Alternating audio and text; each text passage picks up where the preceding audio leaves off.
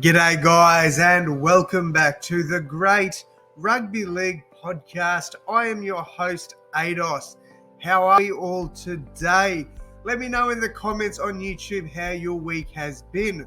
Alright guys, before we kick things off, either this week or next week, I'll drop my official ladder predictions for 2023 using the official ladder predictor. So I'll go through game by game who I think will win. It'll be a bit of a long one, and that will be on my YouTube channel only. So please make sure you are subscribed to that. If it is not working correctly at that time, I'll bring it out in two parts, the ladder predictions, and then I'll do a separate video with my finals predictions and potentially a third with my award predictions for 2023. Now, onto the podcast. I've written a script again as I feel like it flows a lot better. So if it is a little bit clunky, I do apologize. I'm still getting used to the scripts. All right, let's go straight into episode 3. For today's episode, I'm going to be giving you all one bold prediction for each team. And for some of those teams, this was quite hard to think of one. So some of these aren't as bold as they probably could be. To kick things off, my first bold prediction isn't for a team, but the entire NRL competition. I honestly believe this will be one of the most tightly contested seasons we have ever seen. My bold prediction for the entirety of the NRL is there will be only one game separating 6th and 12th place this year. The rest will be decided on for and against. All right, now to start off each team's bold predictions with the Broncos, and I reckon by the time the season starts, you're going to be sick of me talking about this youngster. But my bold prediction for the Brisbane Broncos is Blake Mozer to be a top 3 rookie in 2023. The Broncos haven't had a proper hooker for a while now, not one that fits well within their spine anyway. Mozer, in my opinion, is the perfect solution for that. I expect him to kill it for the Broncos in the trials and be selected in either the number 9 or 14 jersey come round 1. If not round 1, I do expect him to make his debut sometime this season. Could Mozer help lead the Broncos back to the finals? I think it'll be a step in the right direction. All right, from the Broncos, we go to Canterbury, the Canterbury Bankstown Bulldogs. The Bulldogs' recruitment over the last 12 months has been amazing. Last year, they brought in Matt Burton, Tavita Pangai Jr. and Josh Adokar. This season, they add Reid Marnie, Viliami Kickout, as well as other key pieces to their puzzle. We saw a pretty big improvement late last year, and I think the momentum they finished last year with will continue to this season. In my bold prediction for Canterbury, I not only have them finishing in the top 8, but I think they will finish in the top 6. I know that's probably one of the boldest ones of the day, but I do rate Canterbury quite highly. All right, next up to the capital of Australia, Canberra, the Raiders to be exact. The Raiders were a tough one for me because I think most people are expecting them to miss the top 8. So my bold prediction of the Raiders falling outside the top 8 might not be the boldest prediction ever, but it's the best I could do with the Raiders. Now, while I do think they've got the team list to crack the top 8, I just think the teams below them getting leagues better. They've really not improved much at all.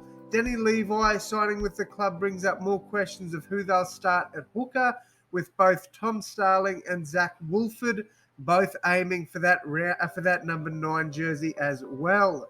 From Canberra, we move to Cronulla. Now, let's talk about the Sharks. Now, I think the Cronulla Sharks will still have a competitive year and will want to play well, especially after getting knocked out in straight sets last year. That is why my bold prediction is focused on their star halfback and reigning Dally M winner, Nicho Hynes.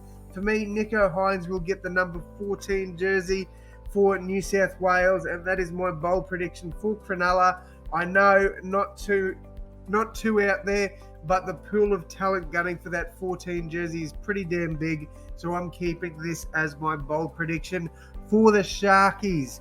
On to the Titans, and this one is focused on David Fifita, and I'm pretty sure you can guess what it'll be. Either Titans choose to part ways with Fifita or he requests a release. Realistically, my bold pick is that Fifita will not be at the Titans after round 12. I think either the Raiders or Storm will sign him on unders. That's my bold prediction there for the Titans, guys. Okay, Manly fans, here's one for you. A bit of good mixed with bad. The good being that I predict Turbo gets through 80% of the season, so playing at least 20 games for Manly, which is the most he would have played out of any of the last few seasons. Now, this is the bad side of things. I predict even with a relatively healthy Turbo, Manly still miss the top 8. That is my prediction for the Sea Eagles. Now, on to another injury-prone fullbacks team. We move to the Melbourne Storm. Too soon, Storm fans? I do apologise. But good news, I've got a great bold prediction for you guys. Despite the players that Storm have lost, I'm predicting they will finish in the top 4 for 2023. Now, a lot has to go right for that, which is unlikely at the moment for Melbourne. Storm need Pappy to stay healthy, as well as the rest of their spine and recruited journeyman Tariq Sims, as well as Warriors ex-Warriors young gun Elisa Katoa. I'm definitely pronouncing the first name wrong, I know it. These lads need to turn up and rip in. Tariq needs to bring his experience to the team, and Elisa just needs to rip in and play like we know he can. Melbourne are a funny one. I can see them realistically finishing anywhere between 3rd and 10th.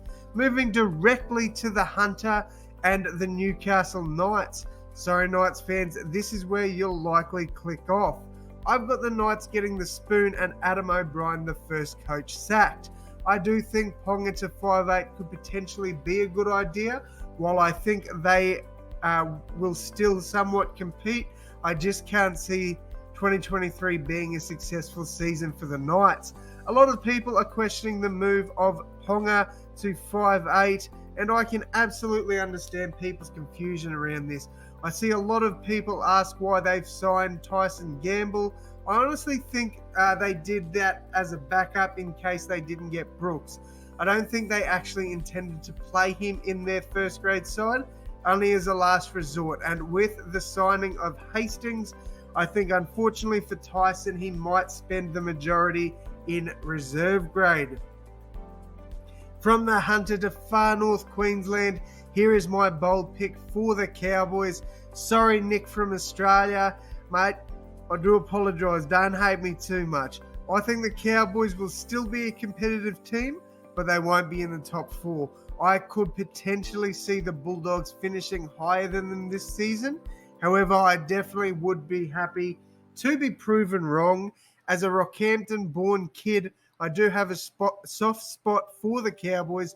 Growing up, I loved Matty Singh and Paul Bowman. So once again, sorry Cowboys fans, but I see a slight regression this year. Depth-wise, losing Hammer and Gilbert along with some other interchange pieces. I think it may be a tough year for you to get back in that top 4. Now we go to Penrith, and to be honest, unless I was lying and saying that they won't make the top 4, I don't have many bold predictions for them. The one that I picked though was Sonny Luke to overtake Mitch Kenny for the preferred hooker role and make it seem like Appy never left. Now I know Appy is leagues above Sonny at the moment and likely will be for a long time yet, but the Panthers just have this next man up mentality, and I think Sonny will be no exception.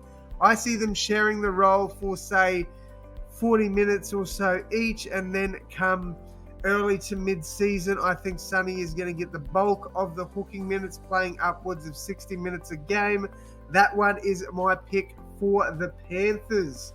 All right, now on to the boldest prediction of them all. The Eels is in my opinion the boldest and most controversial I've gone with. Now, in this one, I've gone with Brad Arthur sacked as Eels fail to make the top 8. Losing Reid Marnie, Isaiah Papali'i, Murata Niakore, And that's just naming a few. The Eels lose a ton of depth and they bring in an aging and frail Josh Hodgson. I do think that the signings of Jack Murchie may prove to be good, and obviously the signing of Hopgood is outstanding, but the talent going out far exceeds the talent going in. And I do think that with the competition getting tighter, a lot of the teams currently in the top 8 may struggle. All right, now on to the south of Sydney. We head to Redfern. Let's talk about the Rabbitohs. Now, I was slightly tame in this prediction as I didn't want too many people coming at me saying I am biased.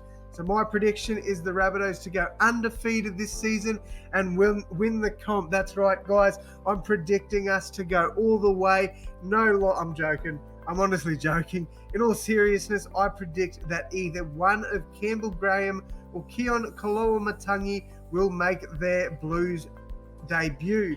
Keon and Campbell have both been to camp, and I honestly feel like one of them will make their debut in 2023. I'm leaning slightly towards Keon due to the sheer amount of talent the Blues have in their outside backs, but you never know, injuries could occur, and one of these legends could walk straight into a Blues jersey.